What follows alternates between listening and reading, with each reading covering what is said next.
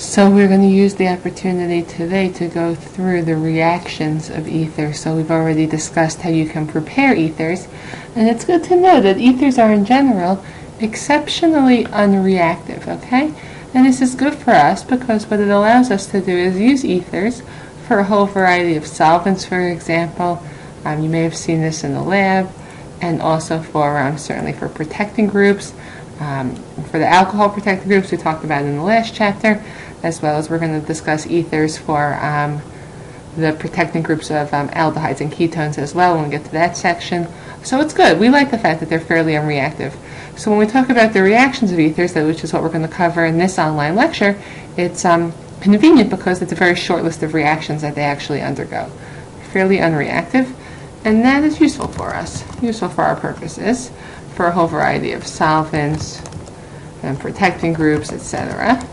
What they can undergo is cleavage by a strong acid, and that's one example that I show here. I take this ether, treat it with HBr and water at reflux conditions, and I'm able to cleave this ether to form the corresponding alcohol. In this case it's a phenol, as well as the alkyl halide.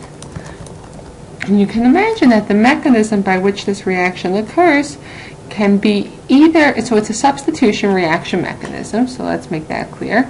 It's always be a substitution reaction mechanism, and it can occur either by an SN1 or an SN2 type mechanism depending on the structure of the substrate that we're using. So that's here, either an SN1 or an SN2. For most of the ethers, the reaction mechanism is going to be an SN2 type mechanism. And as a consequence of that, the cleavage, the bond that breaks, because you can imagine that when we're discussing the cleavage of these ethers, you can either break this bond, this CO bond over here on this side of the molecule, or the CO bond on this side of the molecule. When we have the SN2 mechanism, the bond that breaks is the one that results from attack of the halide at the less hindered side of the molecule. So in the first step, what I'm going to do is protonate my oxygen of the ether. So I nucleophilically attack this proton. We protonate over here. And then in the second step, the I- comes, and it can attack either here at this carbon or at that carbon. But because this carbon is substantially less sterically hindered, it's going to go in an SN2 fashion for this carbon. I break this CO bond and push these electrons onto the OH. And then as a result, I end up now with this alcohol and this alkyl halide. We can draw if the other case, so if I broke the other bond, the products that would result would be that halide and this alcohol. Again, this would occur if this was the bond that got broken. But in this particular case, these are not formed. And again, the reason they're not formed is because the halide nucleophile goes for the less sterically hindered side of the molecule. Now, again, most of these ether cleavage reactions under strongly acidic condition occur via SN2 mechanism, but we also do have cases where they occur via an SN1 type mechanism, and that's particular for the ethers that have a tertiary or a benzylic or an allylic group attached to that ether oxygen. So this, for example, is a tertiary group attached to the ether oxygen.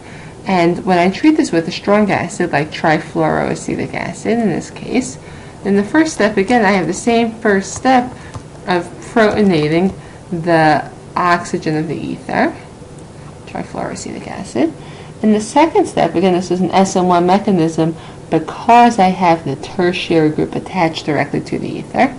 I will break this CO bond unilaterally without any incoming nucleophile to form now, in this case, a neutral happy alcohol, as well as a carbocation at this center, at this tertiary substituted center. From this step, I can pull off a hydrogen on a neighboring carbon, a carbon that's neighboring to the carbocation, and then form the alkene product as a result. So again, this is an SN1 mechanism. It's particular for cases where you have a tertiary benzylic or allylic group directly attached to the ether.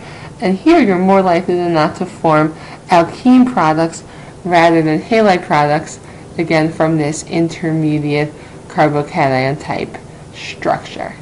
So that's as far as cleavage of ethers. Again, that occurs only under strongly acidic conditions. So mild acid, for example, is not going to affect my ethers. That's really great because we can often use acids with ether solvents.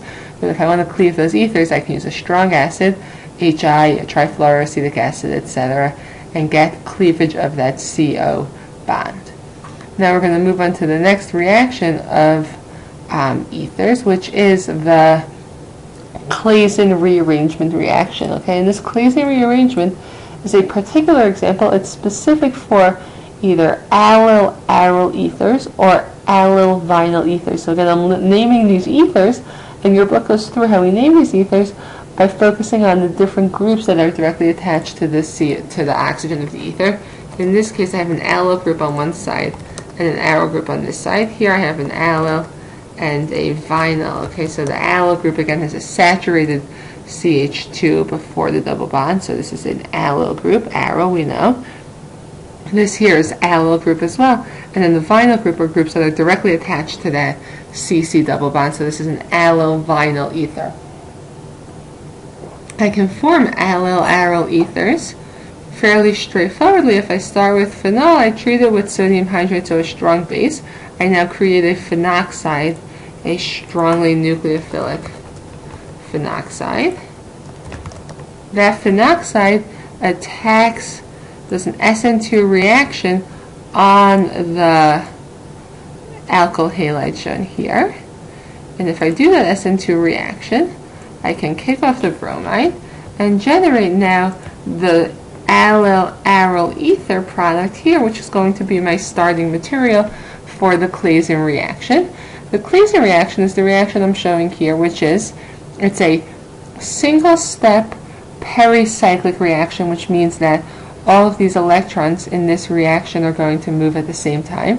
In this case, like in the case of the Diels-Alder reaction, which is the other pericyclic reaction we've seen so far, I have 3 pairs of electrons, or 6 electrons, moving simultaneously, related to Diels-Alder reaction.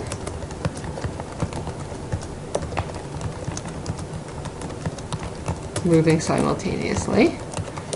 And what I do now in this case is I push these electrons to form a new CC bond here, these electrons up to the CO bond, and these electrons that way. If I follow all these arrows, I end up breaking this CO bond and forming a new CC bond, so I'm effectively moving this 3-carbon unit from being attached to the oxygen to being attached to the orthocarbon position. This compound here is not a stable intermediate, but it's rapidly going to undergo what we call tautomerization. Tautomerization is a definition, is defined as the movement of just a proton, a hydrogen atom. In this case, this hydrogen atom moves from being attached to this carbon to being attached to this oxygen. So I get, again, first the initial Claisen rearrangement is what I show here. It's these 3 arrows moving simultaneously. From this step to my final product, I get what's called a tautomerization reaction. So this H ends up now as this H. And here my final product from the Claisen reaction is an orthoallyl phenol. So it's a great way, again, if we focus on these 2 steps, I can start with phenol, for example, and fairly rapidly get this orthoallyl substituent here as well. And again, this is specific for the cases where I have an allyl-aryl ether or an allyl-vinyl ether. The mechanism here, the way I've shown this, is pretty straightforward. What's much harder to do, so I'm going to warn you about in advance, is it is much harder to do retrosynthesis of Claisen reactions, by which I mean it's pretty difficult to, or not intuitive, to look at a compound like this and say, oh, let me figure out the aryl-aryl ether that this came from. So to come here and to work backwards to this kind of case is not always, intuitive. We're going to go through that during the problem-solving session during the class on Friday, March 27th, okay?